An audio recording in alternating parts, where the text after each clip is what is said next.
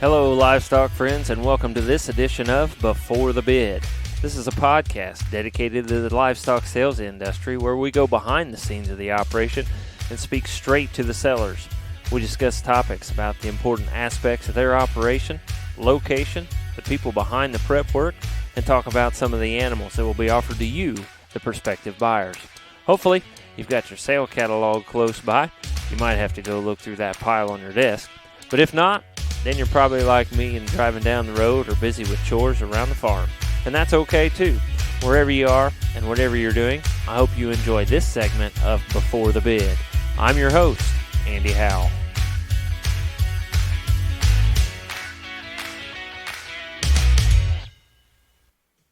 Livestock friends, to this edition of Before the Bid podcast, and I am excited about this podcast and a person that I've wanted to talk to for quite some time on the podcast, and a person that is no stranger to the cattle business, no stranger especially to the show ring, a third-generation cattleman and a man that grew up in the cattle business, grew up showing cattle since he was very little, and now still continues with that, raising cattle and showing cattle in the Angus breed. And if you are in the show ring in the Angus breed, you know this guy, or many other breeds, you will know this guy. And some of you know him because he is a social media icon and always on the social media and has some very interesting things there.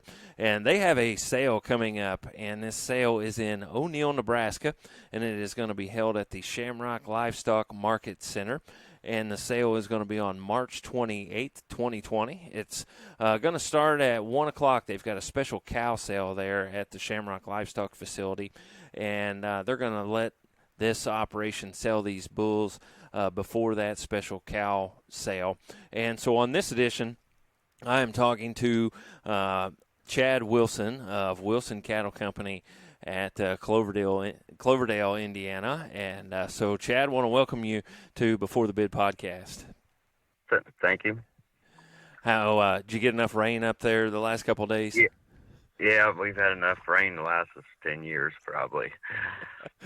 That's kind of the way we are down here as well. So, Chad, most people know quite a bit about you and things, but for those that might not, and for those that, especially since you're moving these bulls out to Nebraska to sell them, give us just a little bit of history, if you would, about Wilson Cattle Company. Okay, well, we're located in Cloverdale, Indiana.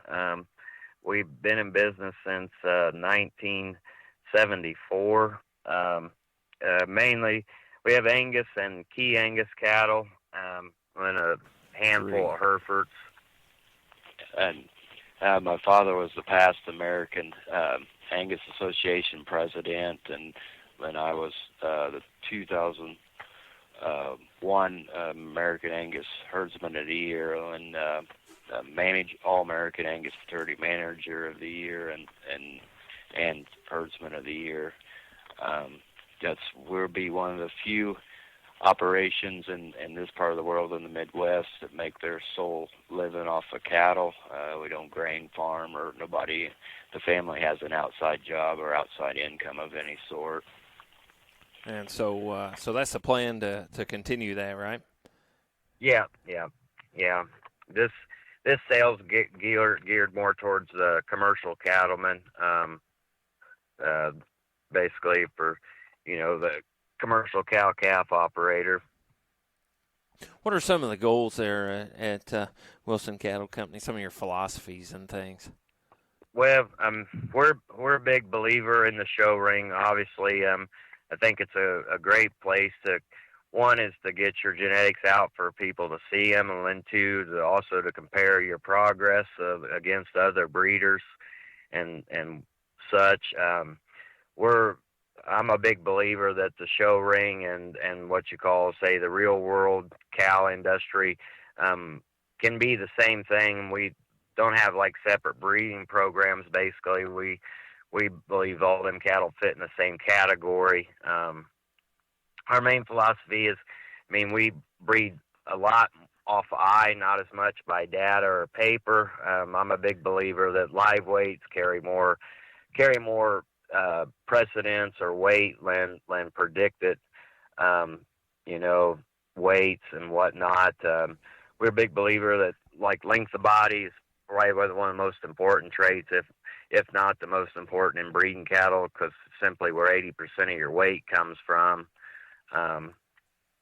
And, you know, we want cattle that have a lot of performance but are low in terms of input costs, and then yet still have some balance and eye appeal, because whether if you're selling junior show heifers or selling feeders at the sale barn, or, you know, them order buyers, they're still going to look at them, and they need to be a balanced, uniform set that are attractive. They'll bring more than a set that isn't. Do you gear some of your genetics that way, or do you stay away from some of those genetics to stay where you're at with what your philosophies and goals are? Well, I mean, mainly we try to use a lot of our own genetics in our program. I mean, we do use some outside ones just because maybe, you know, the lines are getting a little close. But I mean, we basically, breed cattle for, you know, the traits that we think are important. You know, like I said, the length and structure and the low input cost. You know, like we pay attention to the EPDs and that, but again, we try to keep them balanced, but I don't put a lot of stock in it just because they're predictions and there's a lot of outliers out there. And too, I mean, when you're weighing these cattle, like it, you know, birth and weaning and yearling, to me, that holds a lot more, you know, precedence than say this one's 110 on yearling, and yet it weighs 1,200 pounds, where this one's only 70 pounds on its EPD for yearling, yet it weighs 1,400 pounds. So, because they're just predictions and calculations, and you know, so that we put a lot more preference on just simply eye appraisal, because I think like the way cattle are built definitely affects the way, you know, their cavities, and more so than weight and whatnot. You know, because you get cattle that are real square hipped or shorter pinned, they're going to be harder calving, so the calves get hip locked. And then too, if they're higher tail headed, the calf's got to come up out of the canal instead of coming down. And, you know, things like that EPDs necessarily can't tell you. Their EPDs are a good tool, but as a tool, you kind of need to use them as a tool and not, you know, base a whole program on that when you still got to eye analyze them. Mm-hmm. And you guys have been successful at what you do, not only in the show ring, but also in your past sales that you guys have had there at the farm. If you would tell us about a few of those past successes that you guys have had. In 2009, we had 4 grand champions of 4 different breeds and 1 reserve grand champion at the North American, with grand champion Key Bull, Key Angus Bull, Hereford Bull, and Charolais female, and then reserve Angus Bull. And that year we were also had the best 6 head for the Angus, Herefords, and Keys. Took 39 head and had 30 class winners. Holy cow! Yeah, it's all like we've had for the past 25 years, 20 grand champion bulls at our Angus bulls at our state fair. Then we've sold some cattle high. We had one time owned the XT's mother, which sold her at 17 years of age for $100,000. And we've sold cattle all over the world: Japan, Australia, Argentina, Canada, Mexico.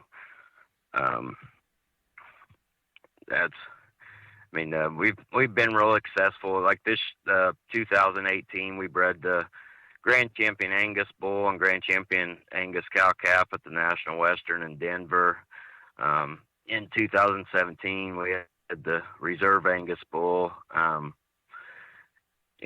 And all of that, we've had 12 over the past 15 years. We've had 10 national champion Key Bulls at Louisville. Yeah. Mm-hmm. Well, good, and you've been rewarded for that as well, right? With some herdsman awards. Yeah, yeah. I was the 2001 American Angus Herdsman winner at the National Western, and in '98 I was the All-American Angus Fraternity Herdsman of the Year, and see, it was 2010. I actually judged the Angus Fraternity, and I was the Manager of the Year that year. And like we've been the Indiana Hereford Breeder of the Year, and been second or third in the ROV Angus Points Breeder of the Year before. Awesome, good. What is you talk about being with diverse in some of those different breeds? Why do you like that diversity? Well, I mean, we believe that there's a lot of breeds that share their place in the industry. I mean, I'm a big believer in terms of the commercial atmosphere, a three-way cross. Basically having a maternal group with what I call kind of a forager group cross the cow, and you breed them to your terminal bull. So we try to fill all them kind of needs, like with the Angus being a maternal group, and then crossing them with a Hereford to get that black quality for the lower input cost. I really like these key Angus cattle because I think they got a little more cutability to their carcass, maybe say than the Angus does, and then too, I believe they've got more heat tolerance because the full blood key is a cousin to the Brahmins. But we kind of try to stay diverse. Just one is because we appreciate different breeds, attributes to the industry, and this way maybe we can serve our customers better, especially on the commercial end, because that heterosis, it definitely pays the commercial guy for sure. One of your fitting adventures, you're doing the Wagyu thing. Yeah. We custom fit them for Quentin Emerson of Emerson Cattle Company. I mean, he's actually got one bull in the sale. Kind of the breed's just kind of now catching on. Where I mean, if you've heard of Kobe beef, it's the high end of your steaks and whatnot. They're quite a bit higher in marbling than all the other breeds. And as we've gotten more involved with them and calved, and raised some for him as well, I definitely feel that them cattle have their place.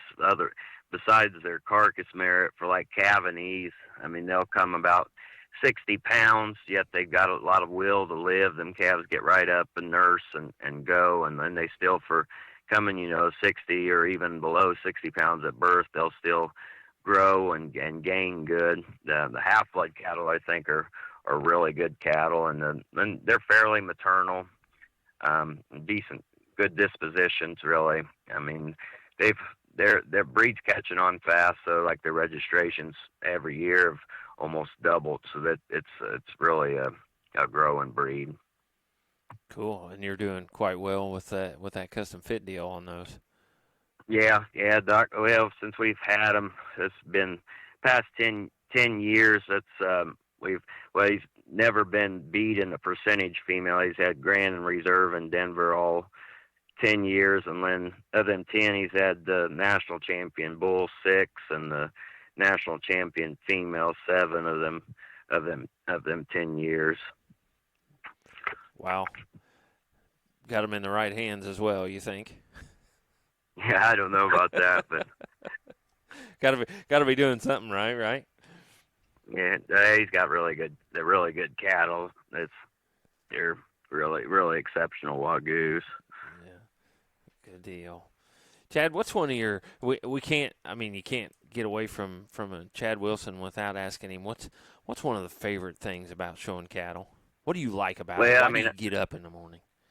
Well, I mean, I like the competitiveness of it, I guess. I mean, I like to go out and compete against other people. I mean, it's you gotta love it, or not do it, kind of a thing. It's a lot like racing cars or anything else. I mean, it takes a lot of time and dedication, but I mean, I like to compete against other people, and I mean, I'm a big believer in the show ring that them cattle they can work, and they're the outliers that's got the extra growth and all and whatnot, and still performance, and look good in the ring and still go out in the real world and perform. I kind of look at cow shows as like if you go to, say, the automakers big show, like, who's got one that's got way more performance now, and each time, every year you go, you should be,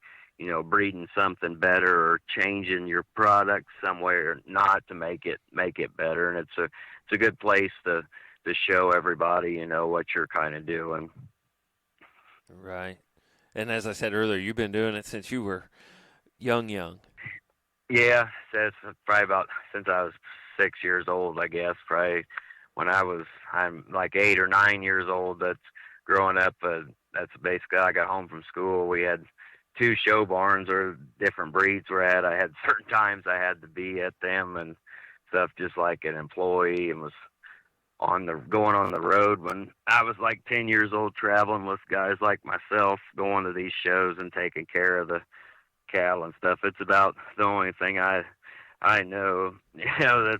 It's either cows, or I don't know what I'd do if otherwise, because I don't know much about anything else. Right.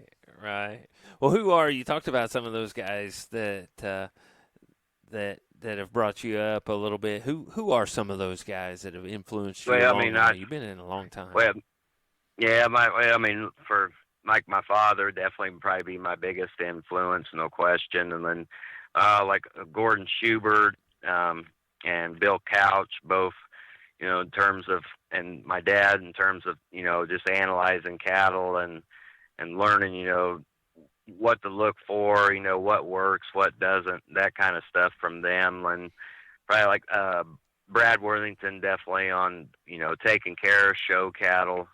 And then we had all in terms of calving cows and that kind of stuff. We had a guy named David Kuzman that worked for us, and he was he's still the best cow, just in terms of taking care of one. He could do a cesarean, better than most vets, and in terms of the keeping them in the right health for breeding and that kind of stuff. Learned a lot from him. There's so many people I could tell about probably, but probably the most I learned is simply from my father. He was, I basically like him. He grew up with purebred shorthorns and then moved from Illinois into Indiana and then got in the Angus, but that's about the only thing he knew as well was cows. Yeah. Cool. Well, that's good. A lot of history there, and a lot of cow knowledge, and been there, done that, right? Yeah. They would learn from your mistakes, kind of. Right. You guys hit a lot of shows in a year's time. Basically, because that's one of the things you're geared towards. Chad, what's some of your favorite shows that you go to? Well, Houston would be one of my favorites, mainly just because it's a laid-back atmosphere that in a super, super nice facility, and the people that run that show and put it on, they really cater to the exhibitor. And two, it's for the American breeds like your Brahmas and Brangus, it's a huge show, and that's something like people up in our part of the world, we don't see a lot of them cattle, and I like to go and watch them shows. In terms of all wanting to do real well at and stuff, our state fair and the North American in Louisville and the National Western in Denver probably carry the most weight for us. Our customers probably a little more attuned on what happens at them, places and whatnot.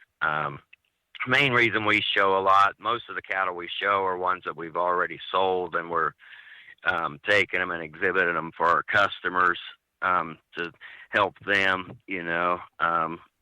is more why we take as many or go to as many shows as we do. It's more of a service to our customers than per se for the, doing it for just simply Wilson Cattle Company. Mm-hmm. Well, good. Yeah. Now you've gotten to the point where you're judging quite a few shows. Yeah, yeah, I've judged. Oh, I mean, probably over 200 shows. I've judged like the Shorthorns at the National Western in Denver. Judged the National Santa Gertrudis show and Jackson at the Dixie National. I've judged 4 or 5 breeds at Houston. Judged at the Canadian Royal in Toronto, and a lot of different state fairs and jackpot shows and whatnot.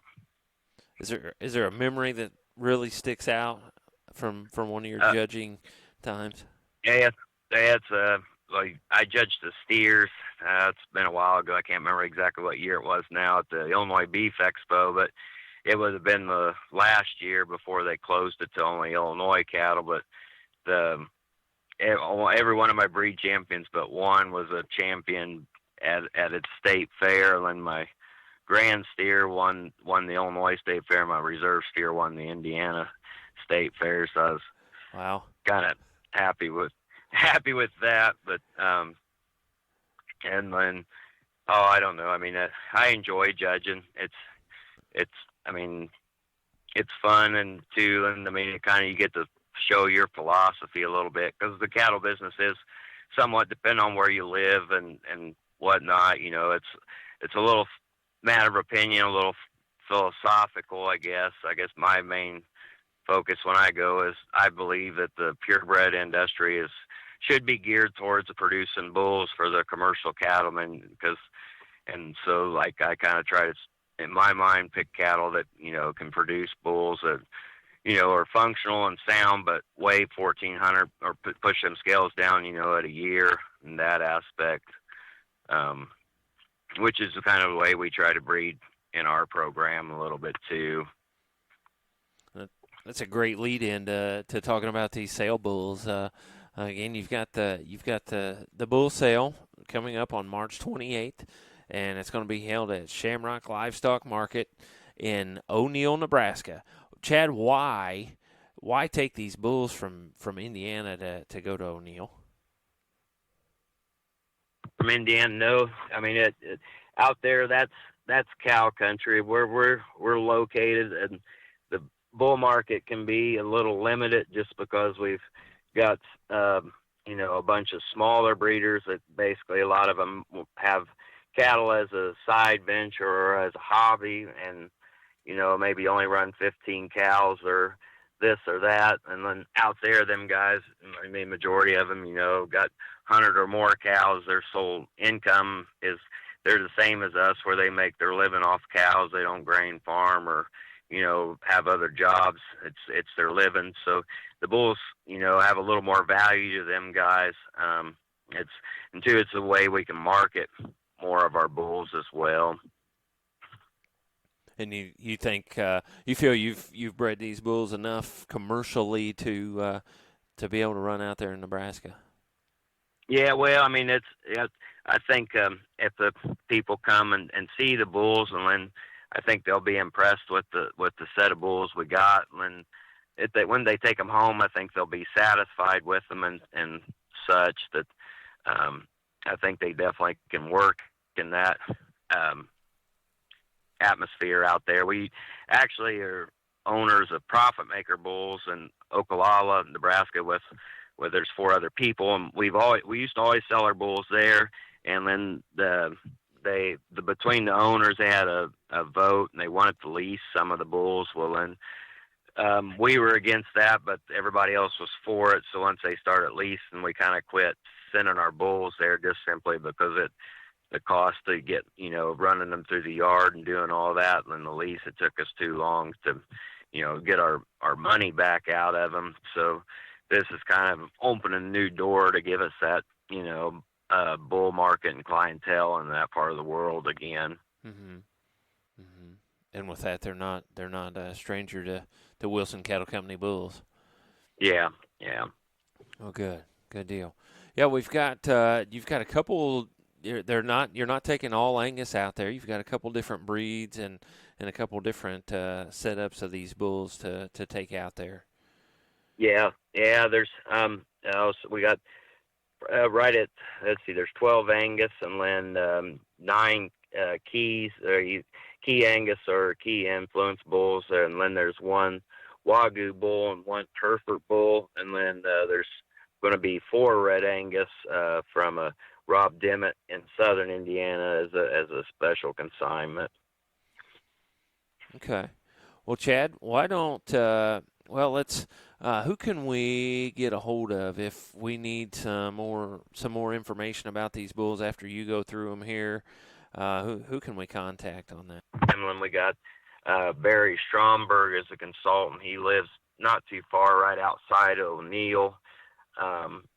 He'd be another person that you could contact, or like if you're interested in the Wagyu bull, Dr. Emerson, or the Red Angus bulls, Rob Dimmitt. Okay.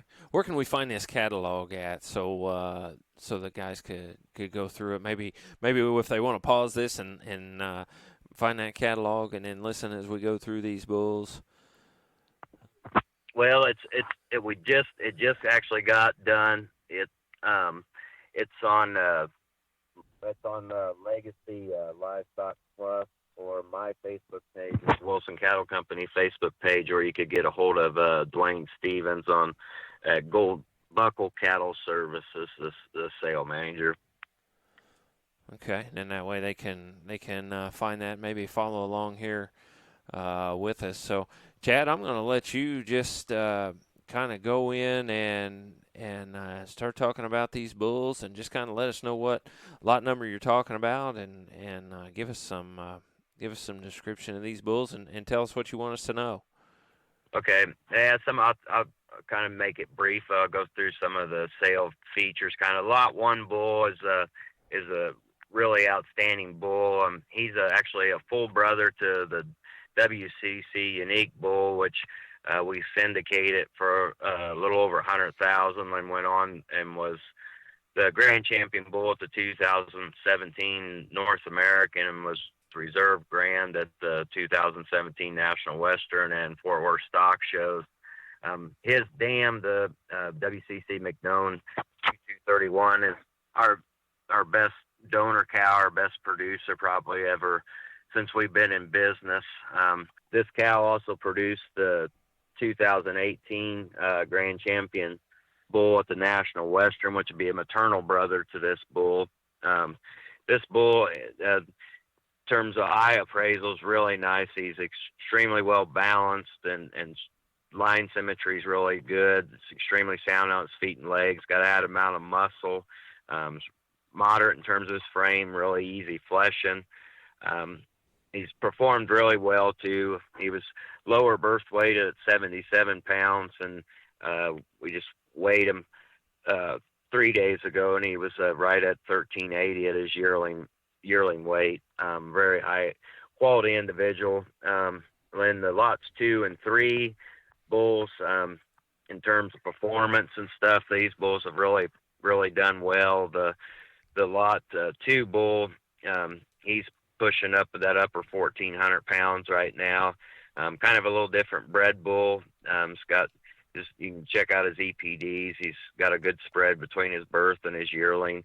The lot 6 bull is another bull that is really good, I think, out of the Hoover Dam bull.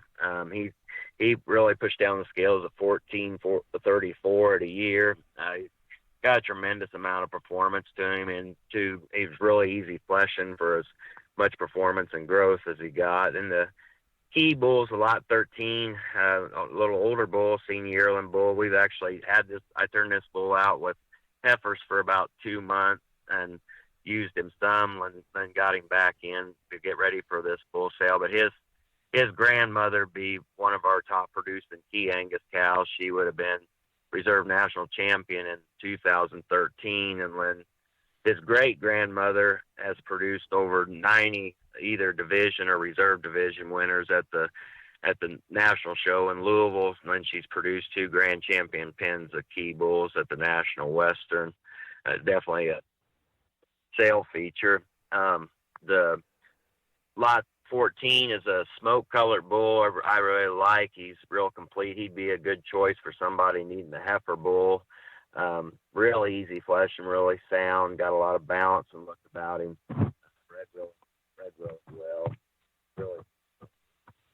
And then the lot 16, the 15 bull, he's actually a maternal sib to the 2017 Reserve National Champion Key Bull. He's got an extreme amount of bone and growth and performance about him. Then his sire is actually a full brother to the Unique Bull.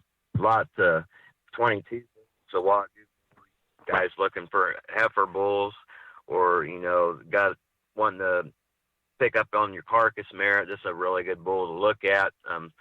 Extremely phenomenal for a Wagyu. He's got notch more bone, got a tremendous amount of performance and length about him. Then the Rob Dimmitt's got some really nice red bulls.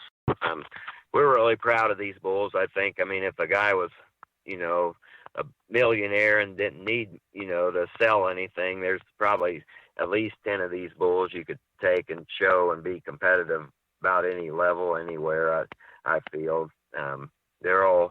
Bulls are all real good disposition, and, they were all real moderate in terms of their birth, and the averaging just a little over 1,300 a year. There's a few of them that, were right at 1,400 pounds.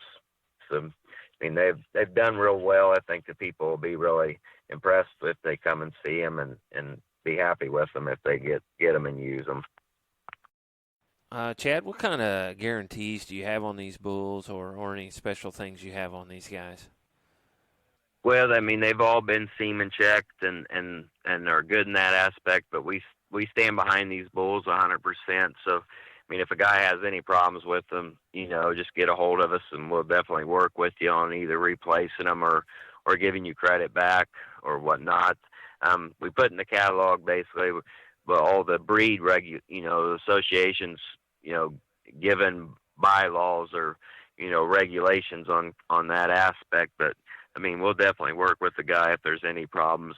All the bulls are real good disposition, and like I said, they've been semen checked and such. But if there's any problems, we will definitely get with the guy and help him out the best we can. Right. Every once in a while, the unfortunate happens. So, stand behind those. Well, that's great. Well, Chad, the sale is March 28th. What's going to happen in the days leading up to that? When will those bulls be out at O'Neill? When can people see them out there? What's some of that timeline? Well, we're probably going to leave here the morning of March 23rd, which it's about an 18-hour drive. So I've put in the catalog, like, the bulls will be available for viewing any time starting March 25th. So if somebody wants to come and see them, I'd say give them a day and give us a day to get settled in there on the 24th. But the 25th, they should be available for viewing. Okay, good. And you guys be around there most of the time and working and finishing things up? Yes, yep. Well, good deal. Well, that's good. Now, they have a special cow sale. Is that correct? Yes, yeah. I'm not sure on all the details on it. I think that there's going to be like 200 cows selling, but I don't know, the total, I guess, if they're all bred or open. I think the majority of them are supposed to be bred. There was a little, I guess, I don't know what the proper term is to say, but on this coronavirus deal, there was maybe some thought that might get canceled. But as far as I know, it's still all go. Okay. Well, that sounds good.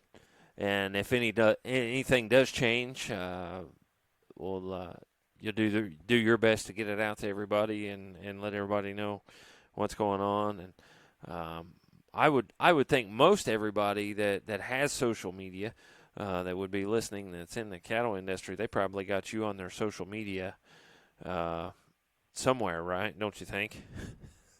Well, maybe, I don't know. Yeah. Are you to the point you can accept more friends on Facebook yet? No. Well, I must make somebody mad about once a week, because I can about once a week I can accept a new friend. That's cool. We can find Chad. Speaking of that, we can find Chad. We can find you on Facebook, Instagram. Are you a Yeah. Snapchatter? Yeah, I got Snapchat, but to be honest with you, I don't use it very, very often, I guess. So that's probably not the best place because I don't know. I opened it the other day and I had some Snapchats for 8 years or 8 months old. So I don't get on it a lot. Okay.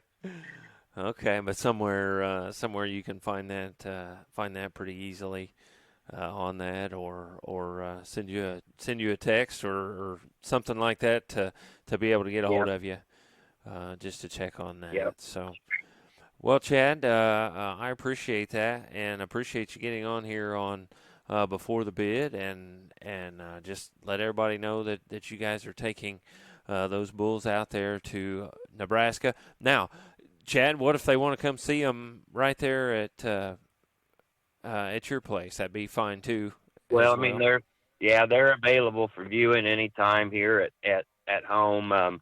If a guy wanted to come see him, just to give me a call and let us know what time you're coming. But I mean, we're around here pretty much all the time, and they're ready in terms and stuff to look at and easy to see. So if a guy wanted to come, yeah, just let us know that you're coming, and you're more than welcome to come and look at them. Right, and that is at Cloverdale, Indiana, USA for my guys around the world that are listening, and I actually have some guys actually had some guys in Jamaica listening to some of these.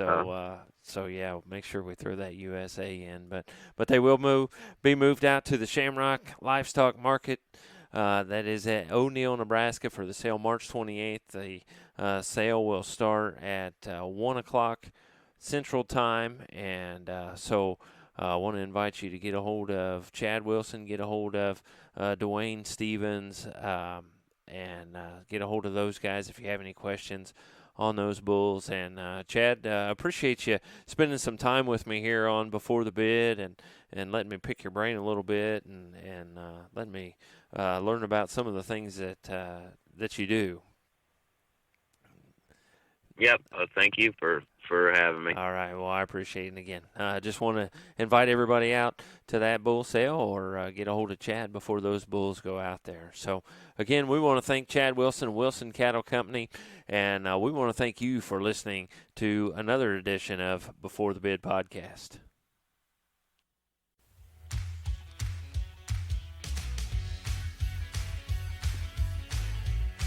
Thank you for tuning in to this edition of Before the Bid.